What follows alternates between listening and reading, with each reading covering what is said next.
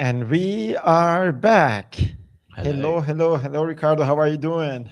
I'm doing good, Sally. How about you?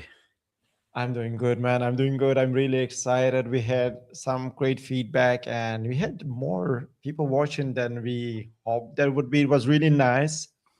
And today we are back to give you a brief overview of what we were doing. Is Fullstack for Noobs is a series that we are just sitting down and taking an idea into a full stack application.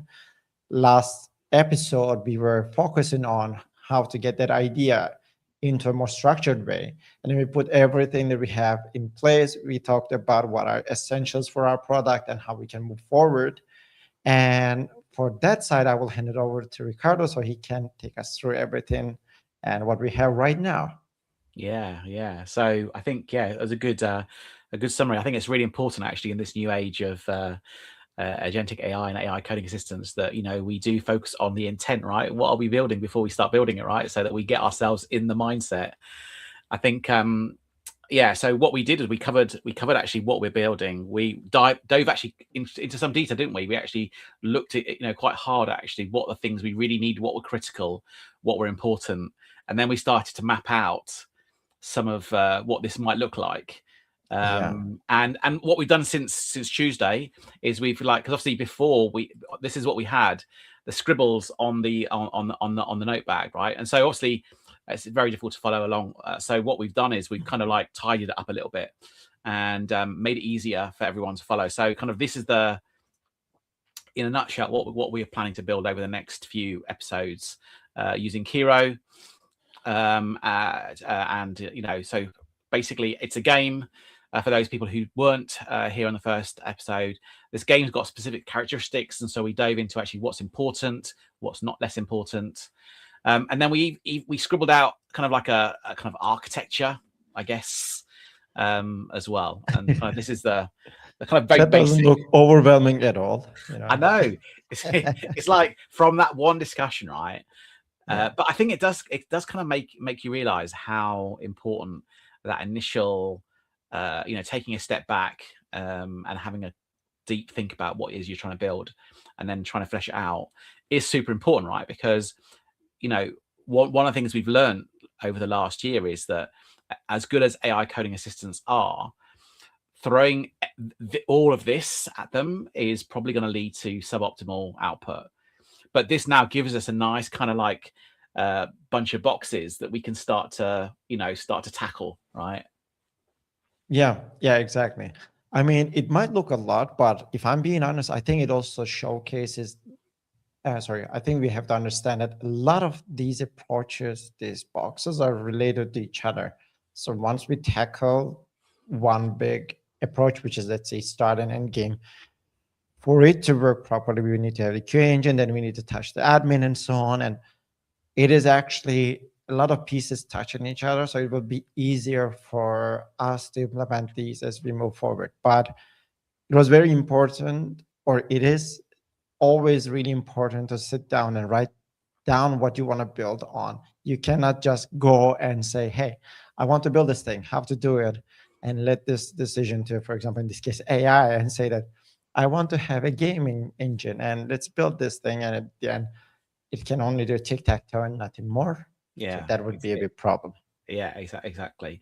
And so I guess that's kind of where we're at. Okay. So the end of the last episode was really, converting effectively kind of like this scribble into effectively something that we can actually now start to build on from prompts or start to focus on from the point of view of steering documents, and then something that we can all have a shared understanding from the point of view of actually what we're building. So I think that's where that's where we're at. So I guess the next step really is actually what next? How do we tackle this, right? How do we tackle all those boxes? What, from the point of view of Fullstack for Noobs, right?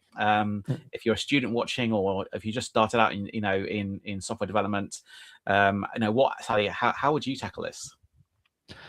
I mean, from my point of view, right now we have everything that we want to build, and there are multiple ways to do it, and different developers always, like backend developers wants to do backend first, front end Yes, developers always wants exactly. to do.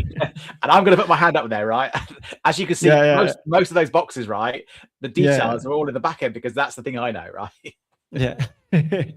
Like from my side, I go with the opposite way, because once we build the front end, I believe that we will see what data we will need and in which format as well. Because sometimes those boxes needs to be combined into a bigger box and come to the front end. And if you do them differently on the front end and do the operation on the front end side, it might be more expensive. And you want your front-end experience to be flawless, while backend is already strong. It has the resources, especially when you think from the serverless perspective, you already have as much compute power as you need. So you can just take that in, and at the end of the day, we are not running billions of token AI on our compute systems and so on. We are building actually a service. So okay, sounds good to me. Let's do. So we're gonna go front end first then. Exactly. That's what I try to convince you about. So I will open I will open our favorite So ID. I think I get that. I think there's the counterpoint to that, right? Which is, back in the day when I was doing this, we started from effectively kind of tight contracts, right? We started from strict data models, right? That you would have to adhere to.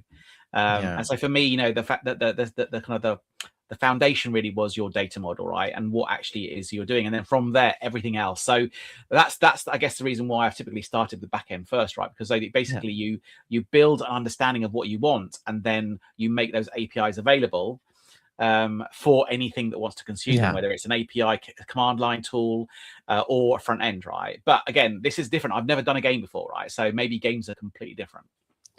I mean, from my perspective, here's what I think, and that's why it's important that we go with the front end first. I come from the perspective of, I have an idea, I need to go to market fast, and I need to convince people that it's going to be cool. Yeah. How will I convince them? At the end of the day, none of the users, or let's say investors, are not going to go down and sit and take a look at your backend, right? They want to see some nice front end and so on. So true. But as beautiful as it is, right? As beautiful as it's crafted, as resilient as it is, no one cares, right? If customers can't get onto it and see it and touch it and love it. So you've convinced me, Sally. You've convinced me. Front end all the way now. Yeah. One thing that we will do, one thing that is really important though, as we move forward, you and I we will have to agree on, of course, the contracts, like the data models, what are they going to have? Because I cannot just, so we will be doing a lot of vibe coding. We will be doing a lot of real coding as well. But the most important thing to understand is that we will be doing it in pair. So every decision goes in alignment with what we want to build. We will do things more granularly, so we will move fast and we will build pieces as fast as possible. Yeah. That being said, just on the last episode, actually, the importance of vibe coding in this scenario is not to necessarily finish with finished code or code that actually will end up in production. It's more so that you can actually explore the space, understand what it is you're building, and kind of catch some of those unknown unknowns. And we talked about actually in the context of this book, all right? This book, the Makara Works, the philosophy of software design. Yesterday, by the way, I ordered it yesterday.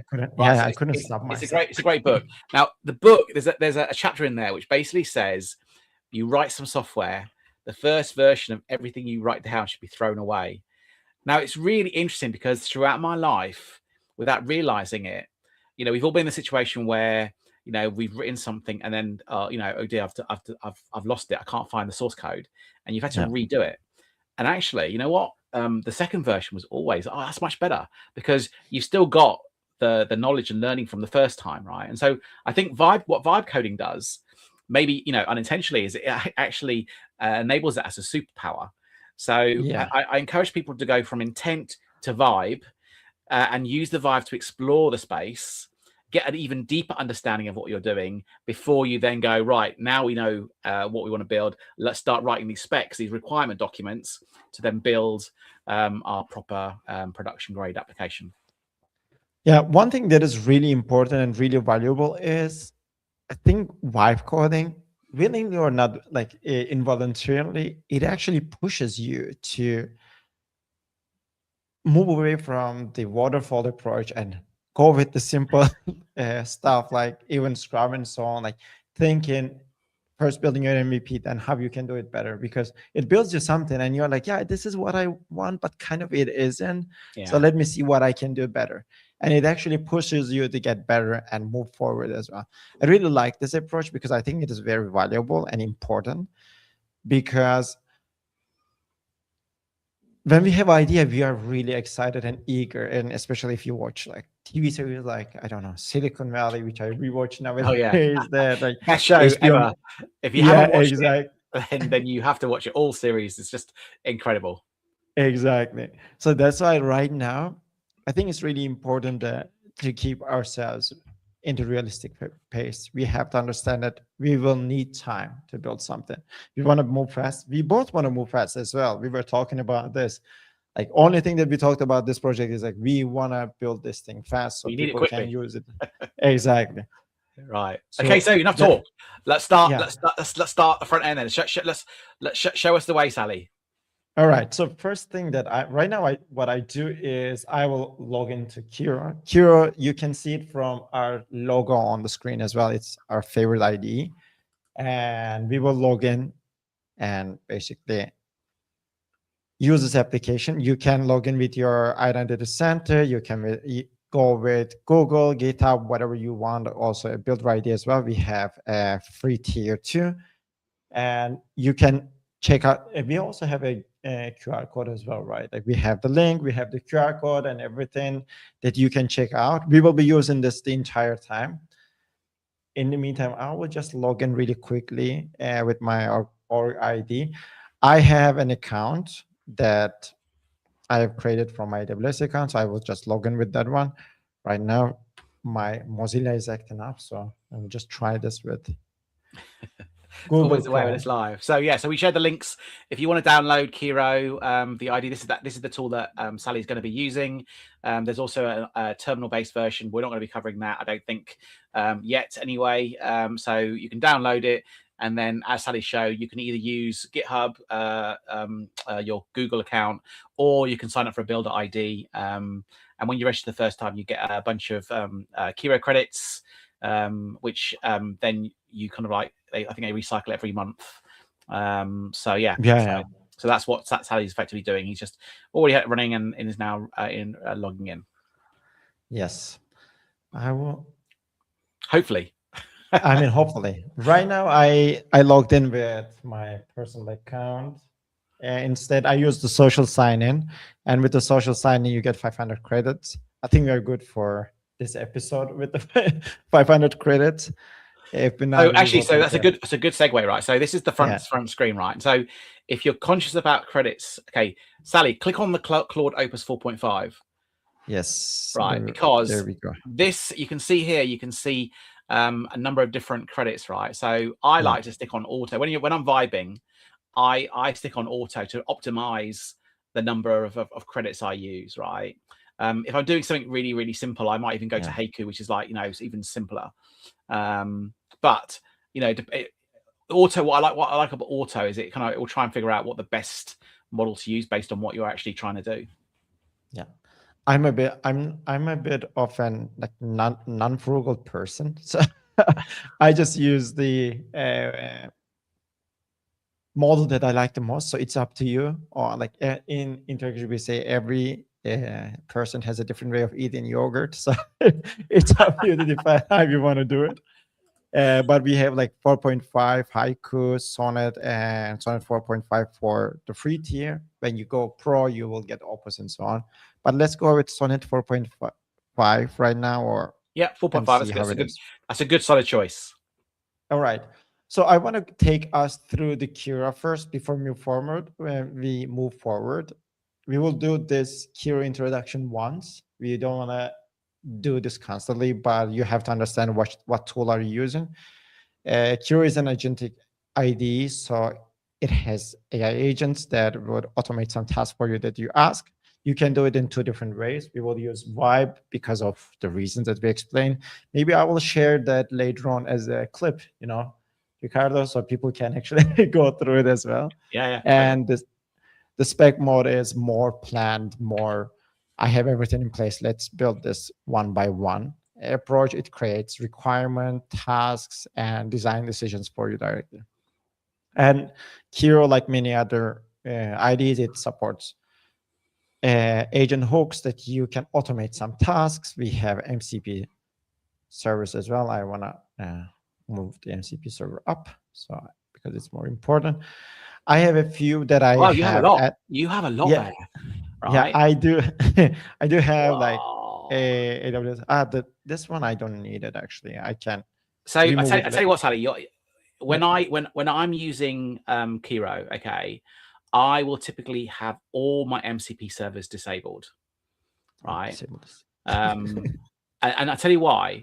because you've got to be careful. As good and amazing as they are at providing you with really useful context, they can chew through your context windows, right? So you've got to be super careful with them. So just in case you're following along, MCP servers are awesome, but use them wisely.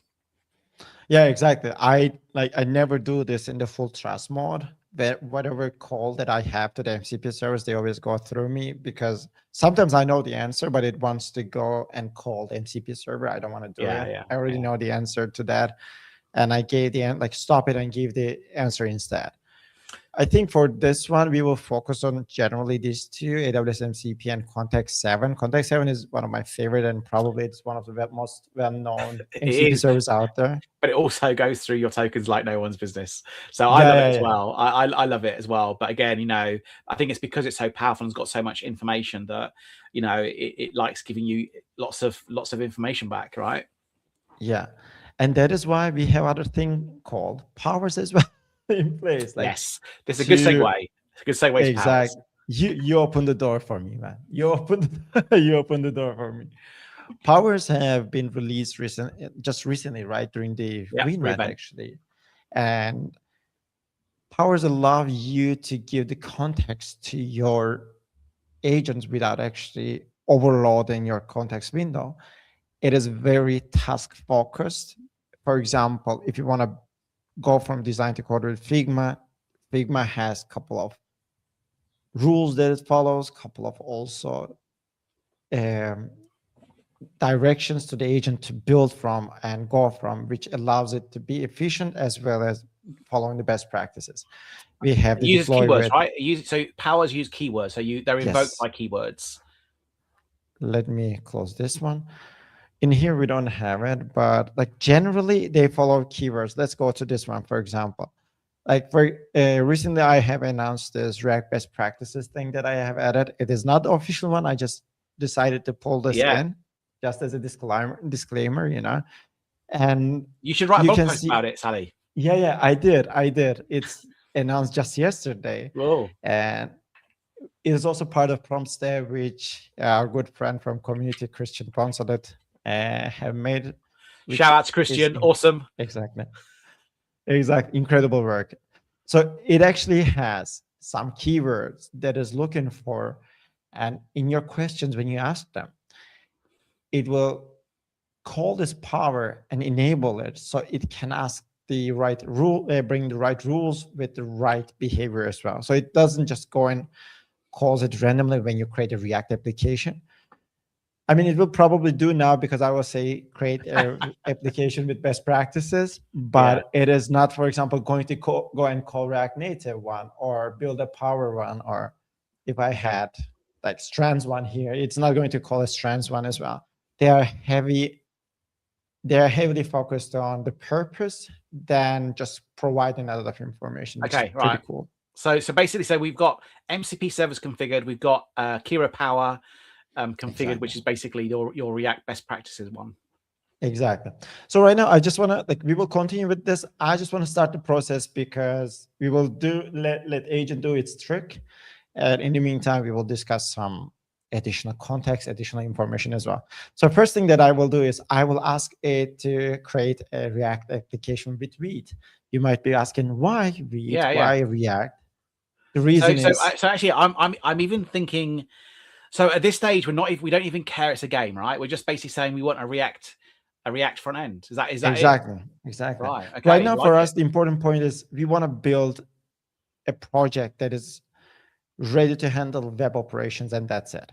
All the best practices, all the libraries to use, whatever needs to be done, it will be actually added by right now the Power. But if we didn't have the Power, we would have asked it to do so as well. Right. For example, when we wanted to do some calls to the API, we can just say, hey, like use fetch libraries, and it would just use the fetch libraries to do HTTP operations. Or there are some other libraries like back then it was called React Query, now it's called Tensor Query, that is doing these operations more purposefully. It has retry logic, it has timeout logic, everything built in that you would provide.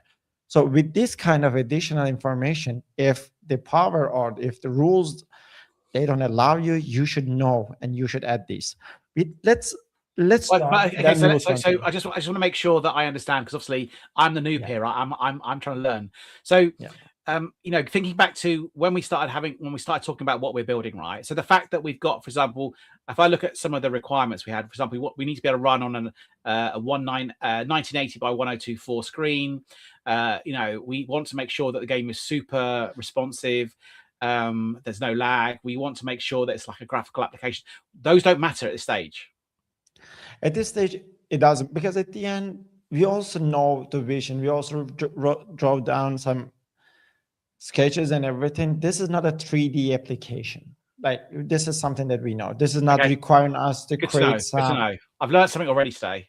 Yeah. So basically, irrespective of what you're doing, you start with building the kind of the basic local dev React kind of starter app. Exactly. So right now, like, because we are not using something from Blender, right? Like, we are not building a 3D game with a big world and so on. That's a completely different story.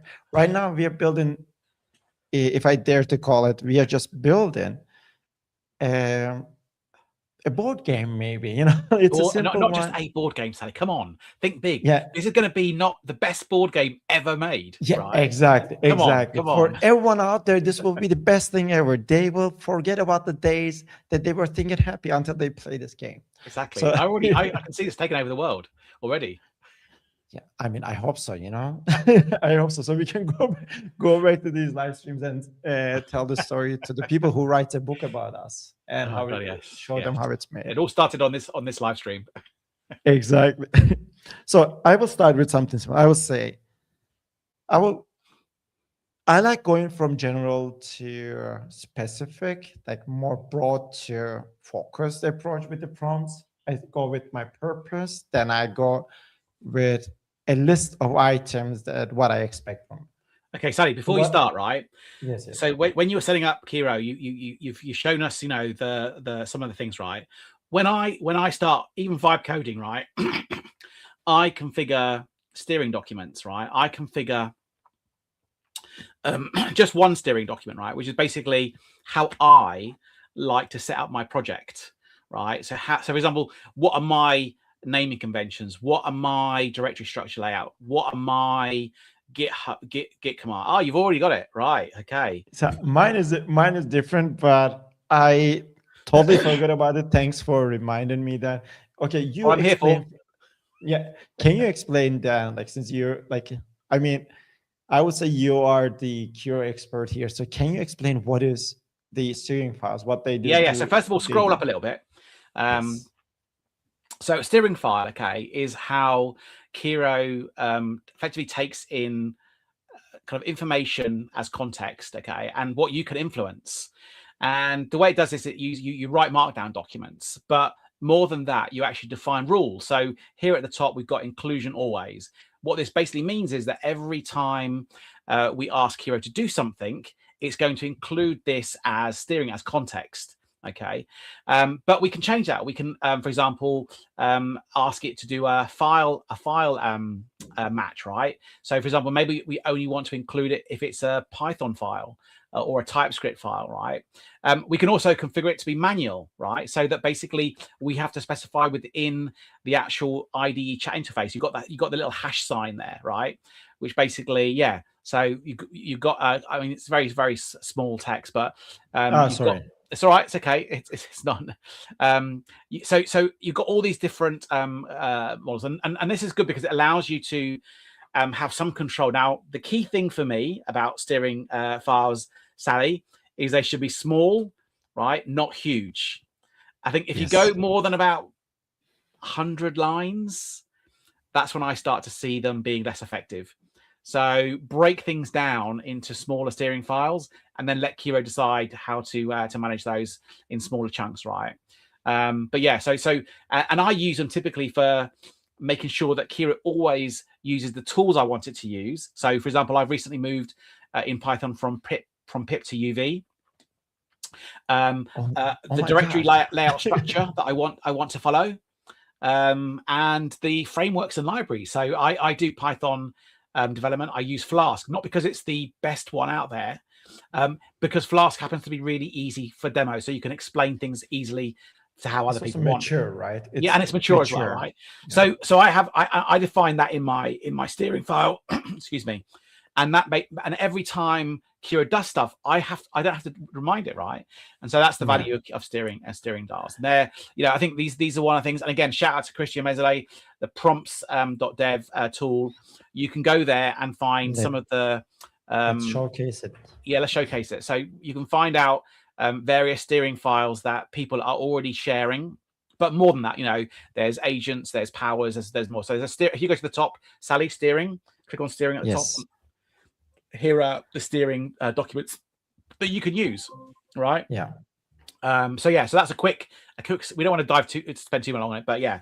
So you've got the steering documents before you've actually doing any Kiro's doing anything. So these are as a React noob, as a front end noob, basically these are what you've learned over time, right? As good instructions. Yeah, like from my side, one thing that I did here, I just dropped everything here because it's 17 line. It's not a lot, but for me, what I had was like, for example, if a project is a React project, I say like, make sure npm run builds so we can prevent any compile time errors, because again, AI is not 100% reliable on building something. Like we have to be sure that at least the code is compiling. Yeah. The second thing is when you do TypeScript, I come from languages that is welcoming strongly types, and I love strongly typed languages. And when I tell this to the people, especially JavaScript devs, they get angry at me, but I don't know. I just love it. And any word is your biggest enemy if you're a TypeScript developer. Right. So I say, when you are generating code, do not use type any at all. Wow. And of course, like I have today. Yeah. I also have one thing that I don't like about the AI agents is like, I understand and I love that they are summarizing their work, but when they create an additional markdown, I don't like it. I'm different to you on that. So I tell you why I like multiple markdown documents, because again, my experience, they do very poorly with large markdown documents, and so breaking them down into smaller ones is more effective in my experience. Right. So I kind of like the fact that the tool is controlling that. I don't want to control the tool in that respect. Now, from my side, like what I do is after a feature is complete, then I add that information to the README and change log. But like, for example, when it fixes a type, sometimes it just creates a markdown and says, I go to this file and fix this type. And I'm like, yeah, I know. Like I told you to fix it. I don't need that markdown file. And one thing that I do is I also do ask it to do meaningful comments every once in a while to the files and changes that it Yeah, did. that's a good one. Like that. Like that. So yeah, this is a StreamYard problem. It automatically sometimes removes my screen. I don't know why. Oh, Let really? me, Has it just yeah, kicked you off? yeah, it just kicked my screen off. And so anyway, like this thing here really is great, but sometimes with that additional markdown, I just feel like, okay, now I need to delete it. Now I need to like squash these comments. It's additional work, but I don't know. And I have my type of like commit messages explaining things. Also, like I want to keep it meaningful and manual as well. Yeah, I like And that one. and lastly, I don't want to have unit tests right now because I think the tests needs to be run by the developer after the wipe code has happened, because this way we can understand better. But this is just me trying to be aware of what's going on. Of course, with, for example, with spec mode, it will ask us, do you want to write tests or do you want to keep it optional? Then again, I would say you can just take out the optional task by yourself and write the task by yourself as well. But this is where we are at right now. These are the 7 simple rules that we will follow. Maybe we will go higher or not. And we will take advantage of the, yeah.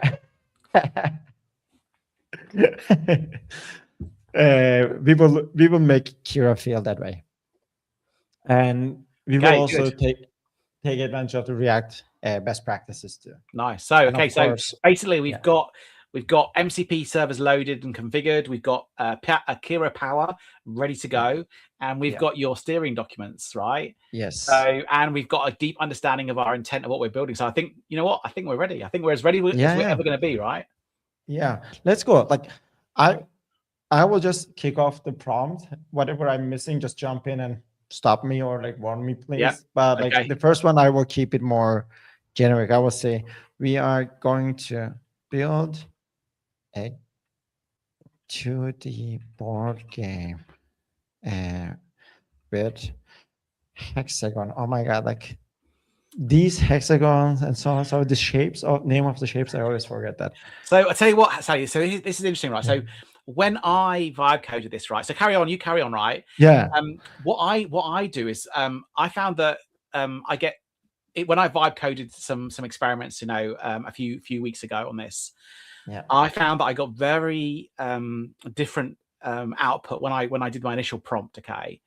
And so what people can probably see in the prompt, there's a little picture, a little landscape thing there between the hash and the thing. And so what I discovered, okay, is if I put a prompt saying, I want to create a 2D board game, right? I want it to look like the picture. I got night and day better response. Yeah. Even the simple drawings that helps. Yeah, even a simple drawing. Yeah, but I mean, to be fair, I did start with a very simple drawing. It was like, actually, I'll show folks actually what this looks like, because we have. I will start with a different approach. I will say we will build a game version on web by using React and Read. So here's the situation. For React, we have documentation out of the box from Kiro itself, but for Read, we don't have it. So anyway, so let's look. You did something there that that was too quick for me. You use the hash, right? Exactly. So this is something that Kiro allows you to do. Right? When you click on hash, it brings up the various things you can reference, okay, including specs, other specs, or steering files, right? But you can have steering files, any kind of file, MCP server, or an external URL as well. And you can also reference to the docs. Like we have docs. Docs doesn't mean it's the full documentation, but it's the nice summary of this documentation with best practice and everything. So I didn't understand that I learned today. So where's it getting that from? Is that built into Kiro? Or is that through this is built into Kiro? This comes like we are not calling any external service with this at all. Wow. These are built in. Oh, okay, awesome. I did not. So I have learned something today, Sally. Yeah. I'm happy, man. I'm happy. And you can select this one. So for React, it will take React. And and I will say with Read here, we don't have the documentation. Right. How do we get the Vite documentation? We will use the context 7. And what I will say is for Vite documentation, use context 7. This Yeah. use context 7 is the keyword that That's context exactly 7 right. asks us to Yeah. do the call to the MCP. Otherwise, it's not going to go because of what Ricardo said earlier on, because it's expensive to get the information from, not get, but actually, like it might bring every information that you don't need if you're in the auto mode, and it will cost you a lot more context, Yeah. and your context window will go shorter. And also what I found as well is that if you're not explicit, I mean, what I always do is I also add use the context 7 MCP server, because what I found is that whilst it works most of the time, sometimes it will just not trigger the MCP server, right? And I'll be thinking, oh, it's just doing its own thing, right? So that's kind of confused me. So sometimes I also add explicitly, use the MCP server context 7 or something. Yeah, this is really like, this is in their documentation. It says, end your prompt with use context 7 words. That is how it picks up. So I want to use Tailwind because I like Tailwind has lower shaders. I love it. It makes my CSS life easier. And recently, you know that like they had hard times, unfortunately, but luckily, yeah, the community jump in and they're helping out. And it's great that we are gathering together to save this great initiative. Like, this is my personal things. I just like, since I love this, I love using this. I also like that, like, community come together and build on this. okay. So this is this our prompt? Is this our starting prompt? Our starting vibe prompt? I will do one more thing. So in web development, we have many different UI libraries that we can use. It makes our UI flows easier, better, and I would say more beautiful. You can do it by yourself as well, but it will take additional steps. And generally, these UI libraries are very configurable. My favorite is ShotCN. And I will use ShotCN with this, and I will ask to use ShotCN as well. So I will say for UI components, I you to use ShotCN. And we need to... I've never heard of that before. I've never heard. So again, nothing I've learned today. So ShadCN. Yeah, it's ShotCN. Yeah. Like when I heard it for the first time, I was thinking, how do you even pronounce this thing? Right. And okay. It's apparently, exciting. ShotCN. Sounds cool. And I think we have everything. It's quite basic. I'm not adding anything. I will add one thing with TypeScript. We can add TypeScript docs as well, but we don't need to have like the TypeScript docs here right now. Yeah. And I mean, so this is a boilerplate kind of like prompt that you could pretty much use for everything, right? Exactly. And when you start off a project, it's in fact one of the things you might even do is, and within Kiro you can actually save prompts, right? And then recall them using the at sign. But we're not going to do that. We're not going to do that now. But this is the sort of thing you could do if you're going to do this a lot. We can't do it in ID, right? We can do it in CLI, but we can't. You can, but you got to save this as a markdown file within your Kiro directory and add it that way. So let's not do that now, but just letting people know that if this is something that you were going to use, you could refer to these prompts, just each time you're doing a project, rather than have to type it and do Control-E. Or again, we could use prompts, to save those, so you've always got them handy and available. And you've been kicked out again. Yeah, I know. I just brought it back. So right now, we can just run this one. It's going to be super basic. So what it's going to do is, first it will get my steering file, and it's going to call the MCP tool. It's going to search for Vite React TypeScript because I wanted to use Vite as a development tool for building my React apps. It is not going to bring React and TypeScript documentation. It's going to bring the Vite one. So before we do that, right? Let's talk about trust, right? So this is over here as well. No worries. Yeah. So so when what you've got the option, you can just blindly run it, okay, and trust it. But you can also configure the trust, right, as well. If you click on trusting it, it asks you to how you want to configure the trust. Oh no, are we still at the MCP server here? Are we? Oh, okay. So yeah. Right. Okay, I don't trust MCP server calls. Yeah. That is why. Yeah, because sometimes so we have sometimes we have the local documentation, like we have a React here. If it was to go and look for React, it would be very unnecessary for me. That is why it's really important to tell your intention, tell you want to do to your ID. Yeah, that's good. For example, A good tip. in here, for example, it says now we have the Vue.js. Now it has more context. It is querying the docs, and same goes for Shatsian. For example, it brings the Shatsian's UI part. Yeah. It adds everything to your context window. Why is it happening? Wow, this is crazy, man. You're having some. Which browser are you using for StreamYard? Chrome. Oh, okay. It should be, yeah. So now it started to create a project. It says create with game project. Template is React.js. The main folder is called Kiro Coding Quest. So we are okay to keep it game project. You can change the name as well. Then you will follow along its installation process, and these are requiring user input. For example, do you want to so it's actually just it's running the command, but Kiro's not responding to it. You've got to respond to it. Exactly. Oh my God, this is not good. So what? Let me come out. Maybe maybe it doesn't like the fact that you and me are sharing screens both. So let me unshare my screen and see if that helps it stabilize. I don't know. It's a bug from StreamYard, not us. All right. So roll down Vite is an experimental tool. We don't need it right now. So do you want to have the install with npm? npm is a node packaging manager. With web applications, there are different ways to do package management. There's npm, there's also ban and many others as well. But npm is more or less the technology to go with. I don't know, man. This is funny. I'm getting sabotaged. Let me do just. You know what? I think it's the Kiro. The Kiro's haunting you. Yeah.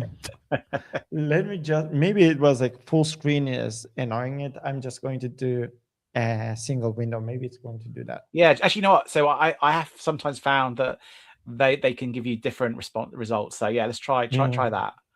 Yeah. Okay, so effectively, so just to recap, so after that prompt, it effectively has started creating us a Vite starter project using the npm create Vite, which you are then having to respond to. So this is not. This is React with Vite. So does Vite create the React stuff? Because in the past, when I played with React, it's normally you do a React create, right? So where's the React piece coming in from? So the React piece is actually bundled into Vite. Vite is a tool that is allowing you to manage different ecosystems. In this case, we are doing it with React right now. And so it's a build system. Vite's a build system. Exactly. Not this was on purpose, by the way. Like now it actually built a project and it already showcases that one. I will just show you that briefly, not this one, this one. This is what it built for us. So just from that one prompt and the command, we've now got the startings of our game. Yeah, and it's not even ready yet. Like it will do a lot more styling in a few seconds. Okay. One thing that is really important here is like Vite embraces React, but it brings in packaging. It brings in a lot more different. I'm just sharing my code again. Right. So you can use React with other things other than Vite, is what you're saying. Exactly. You can do React alone as well. Things. Yeah. Vite also brought in capabilities like server-side rendering and so on to make it more efficient. So for example, the tools, the hosting services that is supporting server-side rendering, if you have Vite, it makes your life easier to do. Right. So if let's say for example, what were React developers using before Vite came along? I mean, it was using React, like they were using just React's packaging system. Yeah, React tooling. Okay. Yeah. It's basically like an abstraction over the tooling system that React already has. Right. So that is why I will try something different, by the way. In the meantime, I just need a second. I will go to Mozilla because it still kicks me out. So I will drop off for a second. I'll be back in 1 minute. Yeah. So while Sally's doing that, I'm going to show you. All right. Effectively, some of the so what we've done is we've started like kind of mocking out some of the game screens. Obviously, now we want to kind of give an idea of what this game's going to look like, right? So let's show you what this looks like. So this is going to like be the kind of the backdrop. Okay, so we want kind of like a quest kind of adventure theme, and kind of like the opening kind of game screen. So the kind of thing that kind of draws you in. Okay, it's going to basically be like a message that will explain what you have to do. Have a banner, have a button that says start new game, and then it will cycle to a leaderboard, because obviously you can't have a game without a leaderboard, right? You need to have bragging rights and show that you are currently the top of the leaderboard. But when you do want to play a game, then the idea we've got is that you enter your name, you use a programming language that you're familiar with, and then you can set the difficulty level and then choose your preferred avatar. Maybe even kind of like use Gen AI to kind of create one that's unique for your game, and then you kind of start straight into the game board, right? So this is what the kind of game board is going to look like, although there'll be multiple colors because we want easy questions, kind of like moderate questions and hard questions. But we want to add some strategy because these are all the things we talked about in the first episode, right? So there'll be kind of icons, and icons allow the player to make choices, and those choices have consequences, right? Either more points, higher risk, less points. And obviously the idea is that if a player plays and makes choices, they can get and then maximize their points opportunities to get top of the leaderboard. And so kind of these are kind of some of the ideas that we've currently been sort of like playing with.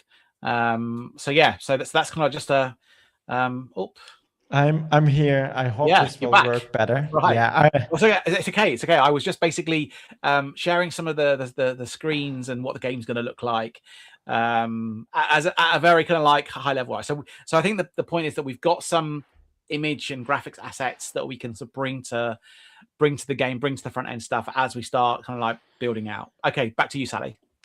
All right. So I will hopefully without dropping. I'm sharing my ID right now.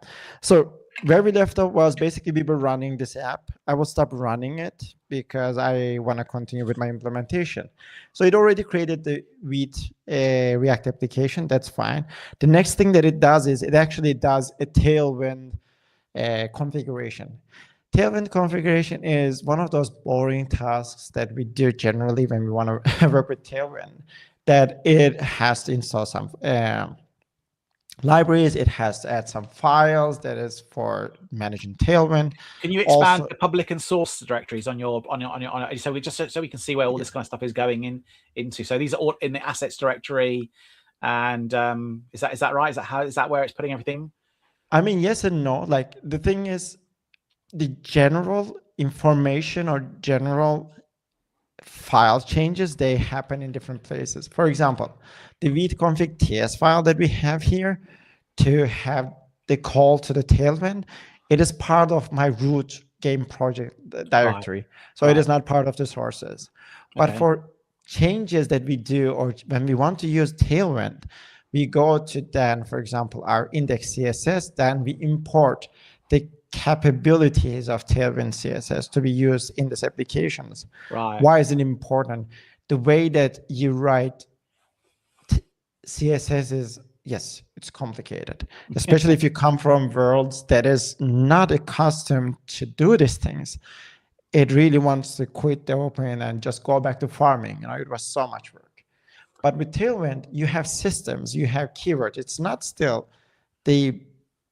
not a baby work, but it's easier. Yeah. And you got a prompt, by the way. You got a prompt in the main thing to proceed. Okay. It says like, since I use Shatsian, we have a newer version. It asked, do you want to get a new version? I said, yeah, sure.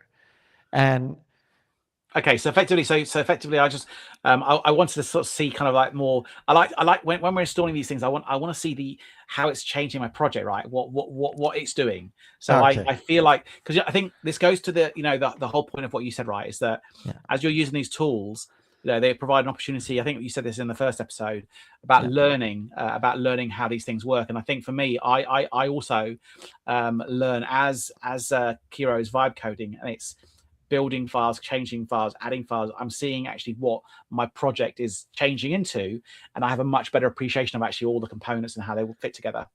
And that is very important as well, because sometimes we take things for granted, and sometimes we think, it's working, it should be fine. But no, like why, for example, Like these are not breaking errors for us, like warnings for us. These are just warnings. But you have to understand why. Like your project will compile, everything will work fine. But why do I have these things? These are very important, as well as even why do I have a public? Okay, it's not a problem. With maybe it's my account.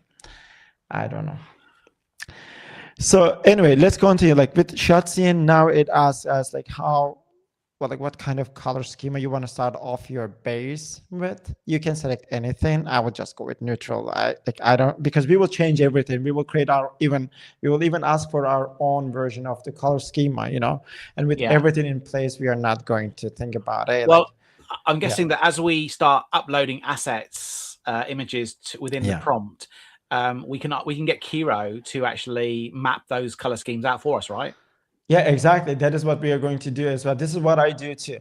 And we can also say that like, hey, I have this one main color and I really would like to use that main color to be my version of whatever I'm building. And it actually generates the color that we need directly there. So it's very useful, very, I would say, in place. I'm trying one more time.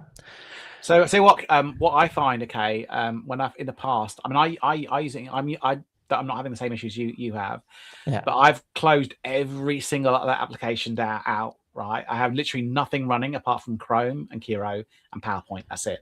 Oh, and Sketchpad. Those are the only apps I've got up and running.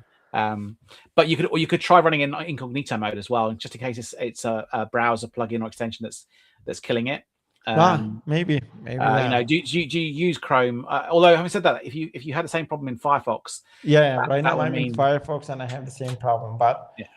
I will do one more drop and I'll be back with incognito. If it fixes that, that's great. If it doesn't, then it's another thing that we have to report. So is it finished now?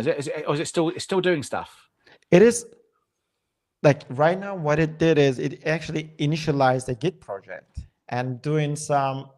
Okay. I want to showcase this more Yeah. properly. You can see that like for each thing that it has added, it actually creates a commit. It says configure Tailwind, initialize Shotzi and UI, add the button, and we are still and actually, can you go back? Okay, can you just hover over it again, right? But where you've if you bring up, look, it says 178 insertions, right? And you said 100 about every 150, didn't you? Yeah. So it's because I noticed that as you were going hovering through some of the others, it was all around 150 mark. So again, that's your steering file that's basically controlling that, right? Yeah, exactly. But it still keeps it logical. That's very important to mention. Yeah. Like it is not just cutting off at 150. It says like I'm at 100, for example, for this, I'm at 184 because I have to add 184. Like, so let me ask you a question then, Sally, right? So yes. For those people who obviously may be more familiar with Git, but maybe not Kiro, Kiro also allows you to has checkpoints, right? And it allows you to restore files from this one. Don't click on it. No. I'm just showcasing. I'm just showcasing. Yeah. So basically, these I find these also super useful. Okay. Sometimes actually because they're easier, but more importantly because what they do is they actually unpack the context. Because what I found is that if you use the source control to revert to a previous commit ID, right? And you do a hard, you force the a hard links, right? So that basically the file system is refreshed.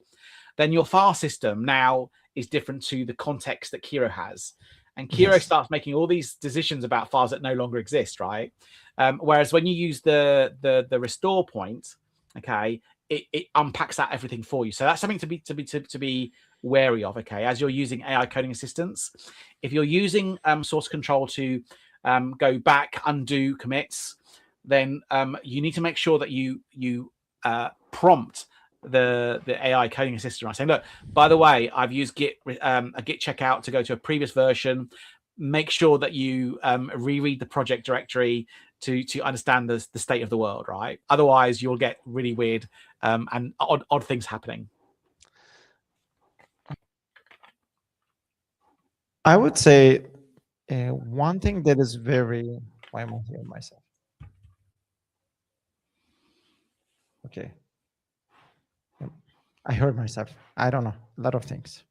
Anyway, one thing that is very important is the context management. I think like I'm still learning this thing, but teach us about all of this stuff. Because from my side, how I was doing it before was, you can create steering files out of your project as the mapping of your project as well. So in each prompt, it will take that information and just go with it. And when I remove this one, I can just reiterate through my steering files as well to change the context as well. But that means that all of these are still additional tokens and so on. So I have an opposite question to you. When you do restore, do you spend any tokens, or it's just an operation that is for free? Do you use any so you don't use any Kiro tokens, right? But any tokens you've used from that point onwards, effectively you've used them, right? You don't get them back.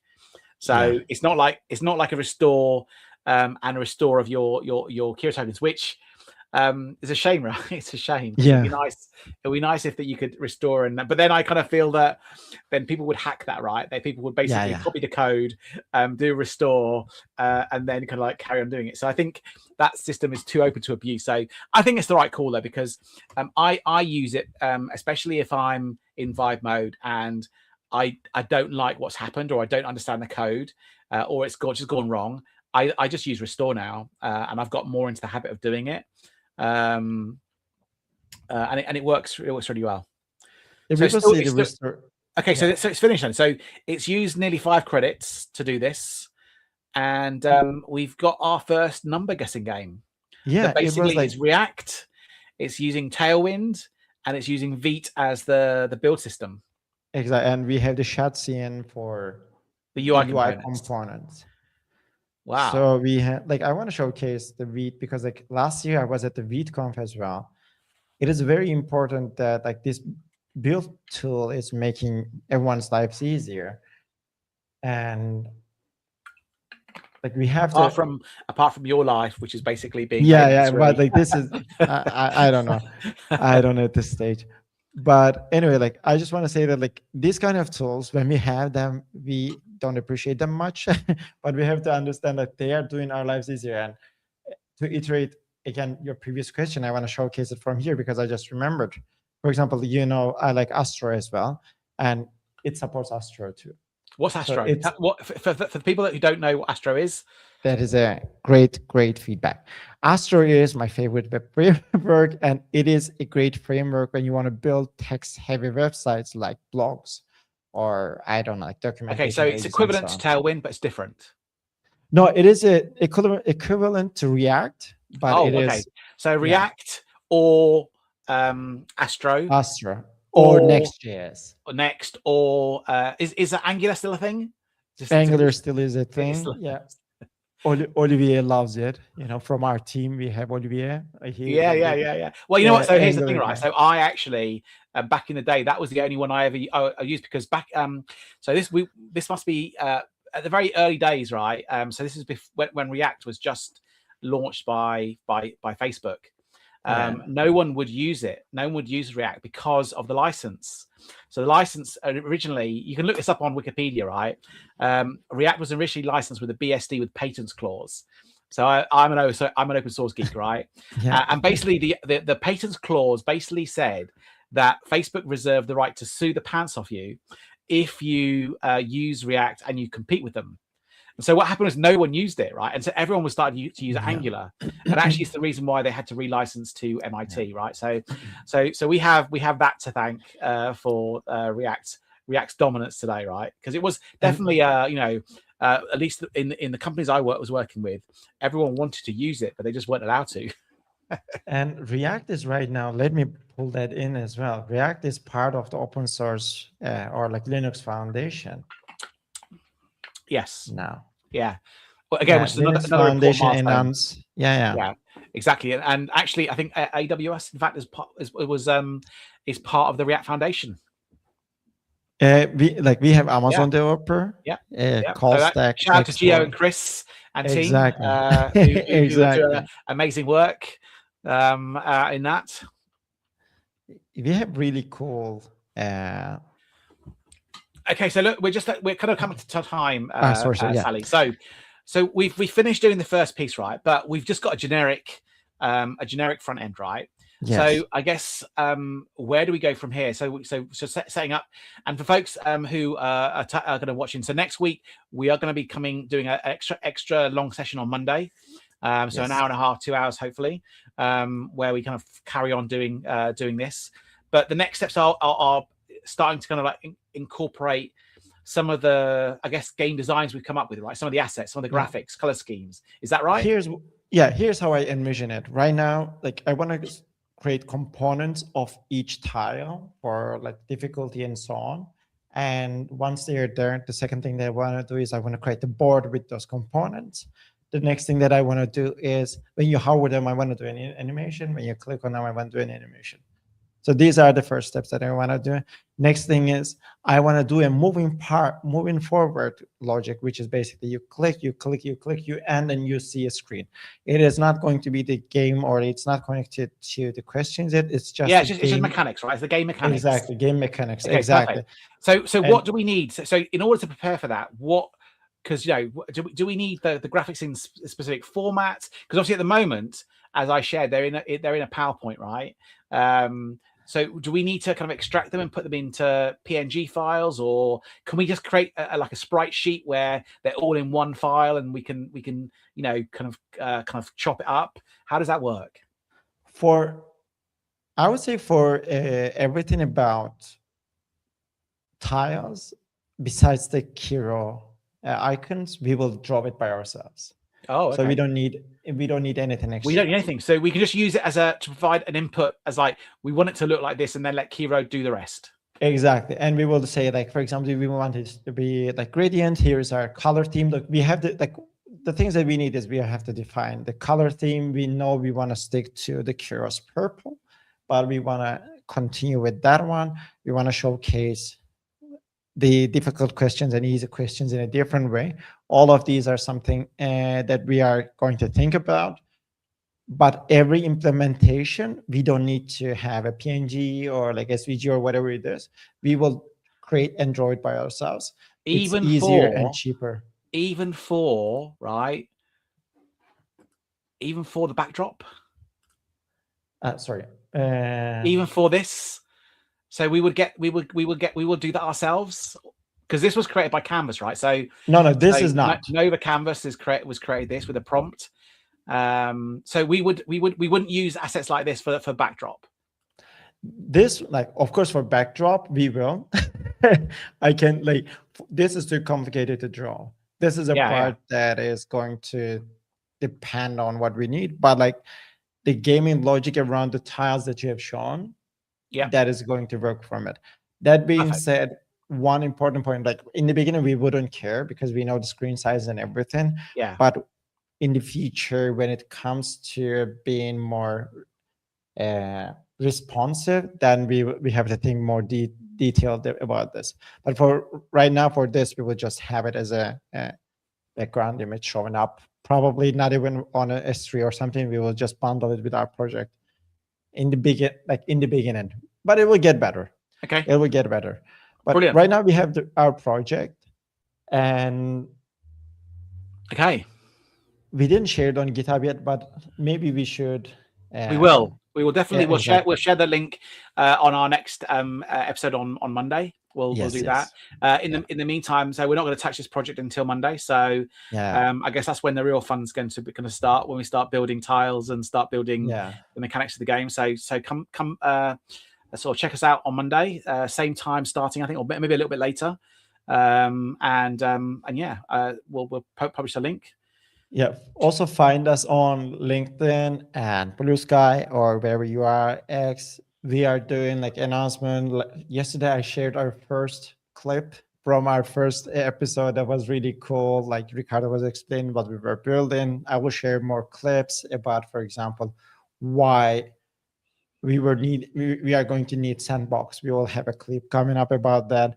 From this video, we will have a lot of clips about Kira probably in the next few days.